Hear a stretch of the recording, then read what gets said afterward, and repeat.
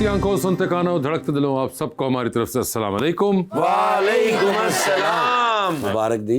क्यों किया? नई बाइक ली माशाल्लाह। पहली बारी मोटरसाइकिल है तो पेट्रोल पंप से जाकर उन्होंने तड़ियां ला रहे हैं, कहते टैंकी फुल कर दो नहीं तो मैं इतने सिगरेट ला लेनी। मोटरसाइकिल लेके चले गए ने, उन्होंने कहते जी पेट्रोल पा दो, कहते किन्ने दा, कहते 10 रुपए दा। वो कहते टैंकी च पाउणा कि कन्ना च पाउणा है।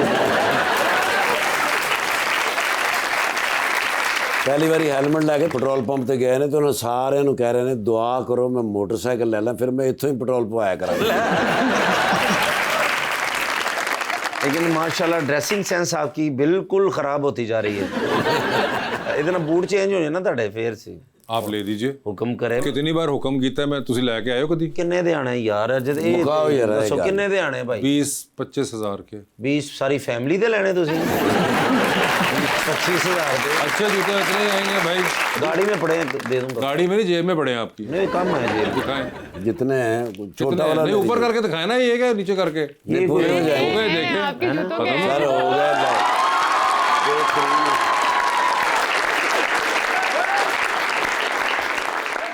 दोस्तों को घर दियां सोलर प्लेटां रहंदियां हुण, बिजली दा बिल रहंदा होवे कि दूध वाले दे पैसे रहंदे हुण। दूध वाले से पैसे तो मैंने ले लिए हैं। लीजिए बुलाते हैं अपने आज के पहले मेहमान को। पाकिस्तान मुस्लिम लीग नून के MNA हैं इस वक्त नेशनल असेंबली के अंदर, जनाब सरदार Aamir Talal Khan गोपंग।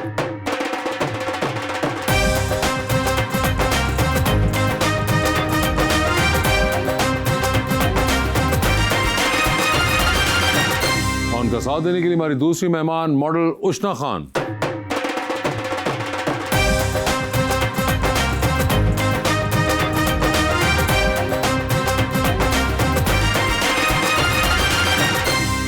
Welcome to the show ji, बड़ी खुशी हो रही है सरदार साहब आप तशरीफ़ लाए हैं माशाल्लाह, और बड़े प्यारे लग रहे हैं। Thank you. और एक बड़े प्यारा शेर मैं लेके आया हूँ उशना जी के लिए। अब तबीयत में कोई फ़र्क तो लाने से रहे, आहा तू खफा है तो तुझे भी हम मनाने से रहे, तुझको जाना है तो जा तेरी खुशी, लेकिन सुन हम तेरी राह तो देखेंगे भुलाने से तो रहे। हाय हाय। टूट कर बिखरे हैं पर खुद को समेटा हुआ है, आहा जिस्म को तेरे दिलासों से लपेटा हुआ है।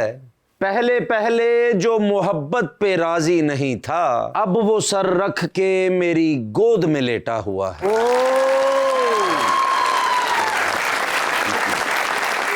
जी आमिर साहब, क्या हाल चाल है आपके? अल्हम्दुलिल्लाह, खैरियत से हैं? अल्लाह के शुक्र से। सर इंजीनियरिंग पढ़ी थी लाहौर में, ये सियासत कहाँ से आ गई? वो एक तो मेरा जो बैकग्राउंड है वो पॉलिटिकल फैमिली से है। मेरे वालिद जो थे उससे पहले दादा भी, तो वालिद मेरे को 6-7 टाइम पार्लियामेंट के मेंबर रहे हैं। तो बेसिकली 2 भाई हैं हम, छोटे भाई इंग्लैंड चले गए, वो मेडिकल से वाबस्ता थे, डॉक्टर थे। सो शुरू से ही शौक था मुझे पॉलिटिक्स का, क्योंकि वालिद साहब की कैंपेन्स वगैरह में रहता था।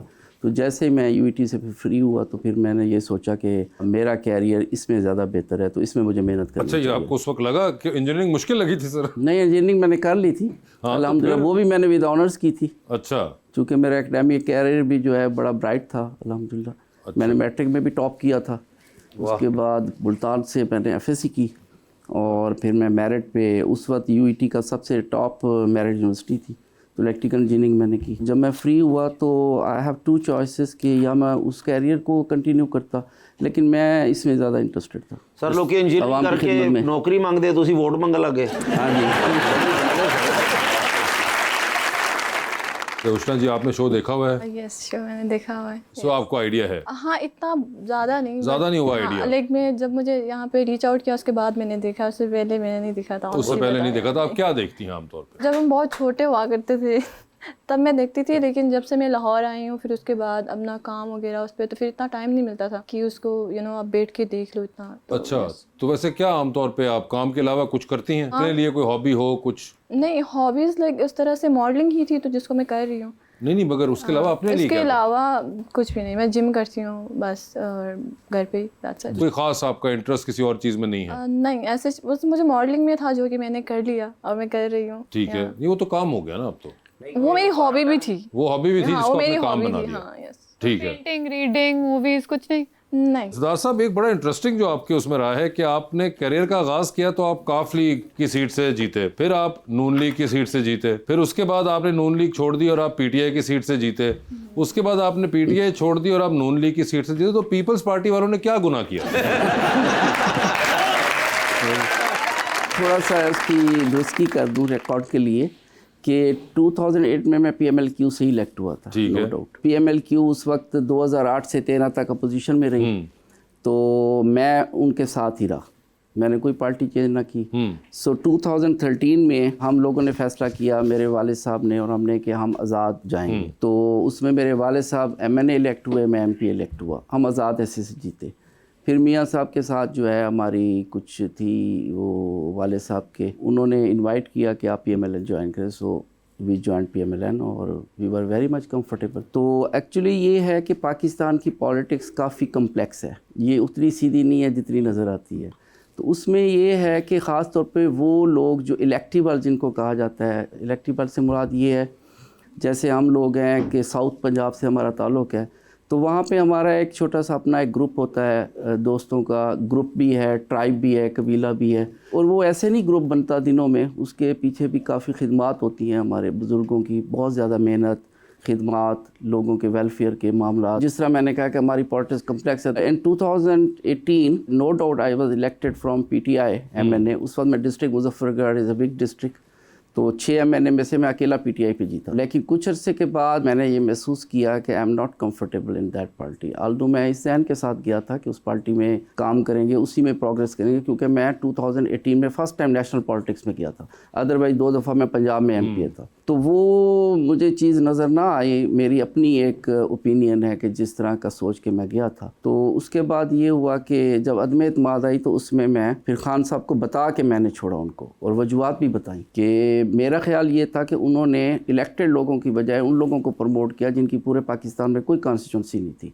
और मैंने खान साहब को बताया भी सही, मुझे उन्होंने बुलाया बनी गाला में कि क्या वो हैं मेरे ग्रीवेंसेस, मैंने उनको सारे बताए और उन्होंने एडमिट किए कि तुम सही कह रहे हो, तो अभी मुझे मौका दो, मैं तुम्हें नेक्स्ट कैबिनेट में मैं मिनिस्टर बनाऊंगा। तो मैंने हंस के कहा, मैंने कहा सर अभी तो आप अपनी जान बचा लें, तो मुझे तो बाद में लीजिएगा। और मैंने कहा कि सर आपने 3-3.5 साल उन लोगों को प्रमोट किया जिनकी पूरे पाकिस्तान में कोई ना पॉलिटिकल कैरियर था, ना उनकी कोई कॉन्स्टिट्यूंसी, तो सबसे पहले वही भागेंगे, और वो वैसे ही हुआ है।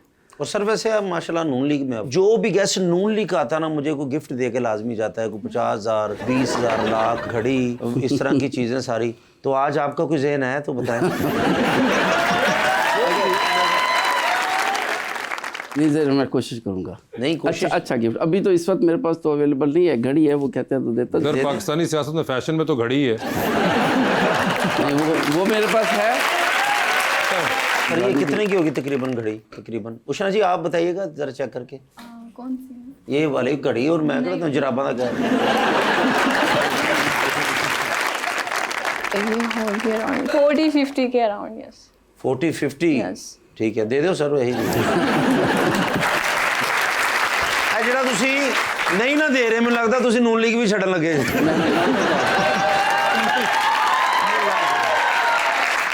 नहीं बिल्कुल भी नहीं, और अल्हम्दुलिल्लाह हमारी पेरेंट पार्टी भी ये पीएमएलएन थी, and now I am very much comfortable अल्हम्दुलिल्लाह। चले मैं चेक दे के जाऊंगा। डन पक्का? प्रॉमिस डन सर, प्रॉमिस हो गया है जी। क्या बात है। और इसमें मॉडलिंग में आपको सबसे मुश्किल चीज़ क्या लगती है? शूट आपका अगर लंबा जाता है, फॉर एग्जांपल आप 24 आवर्स का भी होता है समटाइम, उस टाइम आप थोड़ा सा हो जाता है कि हाँ यार, बट अदरवाइज नहीं, मुझे नहीं लगता। और आपको ये पहले से शौक था या बाद में हाँ कुछ नहीं, मुझे शौक था। शौक था यस आपको? मुझे बहुत शौक था मॉडलिंग करना। और करने के बाद भी उतना ही अभी शौक है या खत्म नहीं हो रहा है अभी भी इसका? नहीं, स्टिल मुझे बहुत शौक है अभी मॉडलिंग। कभी मॉडलिंग करते वगैरह कभी गिरी वगैरह आप? नहीं। चलो हमारी दुआ है कि आप ना गिरे ही गिरो। नहीं, गिर गिर के इंसान संभलता है ना, तो एक मरतबा तो हमारे सामने गिर के दिखाया है ना। गेस्ट है